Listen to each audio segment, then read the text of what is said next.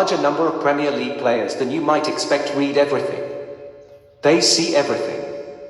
Some even have the Mail Online app installed on their phones. And Manchester City are no different, crystallised before winning at Leeds United last season. Rodri had watched Arsenal beat West Ham 2 days prior, the Spaniard becoming incensed at the giddying commentary around Mikel Arteta's team and their prospects of lifting the title. They were talking like it's almost done, Rodri said inside an Elland Road dressing room huddle. I was thinking, what the F asterisk asterisk asterisk. It seems they don't respect you guys. A product of his environment, an environment where Pep Guardiola's messaging is consistently driven by perception. He's built an atmosphere of defiance over time, against UEFA, against the Premier League, against the broadcasters, against the general public. Millwall but with the ball on the floor. They are always railing against something, this City team, and so Roy Keane handed them another piece of ammunition over the weekend. Keane's suggestion that Erling Haaland resembled a League Two striker outside of the box prompted a strong reaction from Guardiola and now makes it a clean sweep of Sky Sports' big hitters who have agitated the City boss this term, Gary Neville, Jamie Carragher and Micah Richards all copying for it before Christmas. Guardiola relished the question on Haaland, knowing exactly how he'd counter it.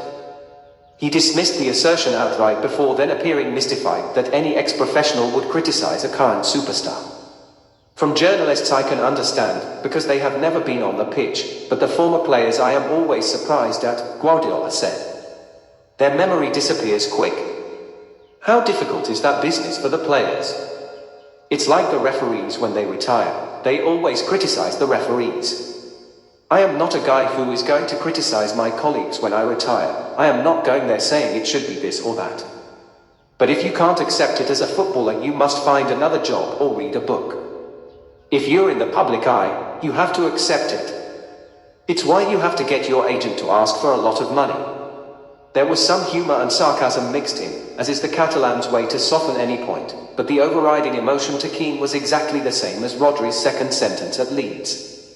Jibe at how Keane, like everyone else, made 1,000 million mistakes through his career. One remark about the Irishman's managerial record could be construed as either snarky or sincere. Guardiola has a penchant for purposefully leaving those open to interpretation. And they actually have a game on Wednesday night against a team who schooled the treble winners back in December. Aston Villa nullified Haaland while winning 1-0, passing City off the park. Even with Villa's Ollie Watkins absent because of injury, Guardiola is understood to have been a little more edgy around the training ground on Tuesday. City certainly cannot afford to lose, but, given the relatively comfortable fixtures for Arsenal and Liverpool, a draw wouldn't be much good either. Ederson is out again and City are worried about the extent of Nathan Ake's calf injury. Kyle Walker also has no chance of playing against Real Madrid next week.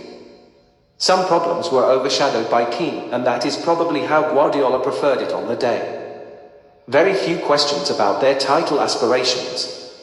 One did stick though. Guardiola was reminded of a comment he made in 2022 that the whole country wanted Liverpool to prevail over City in that nail-biting campaign. Is that more the case now, given Jurgen Klopp departing in the summer? I don't have an opinion now, he smiled. I had one 2 years ago, now I don't have it.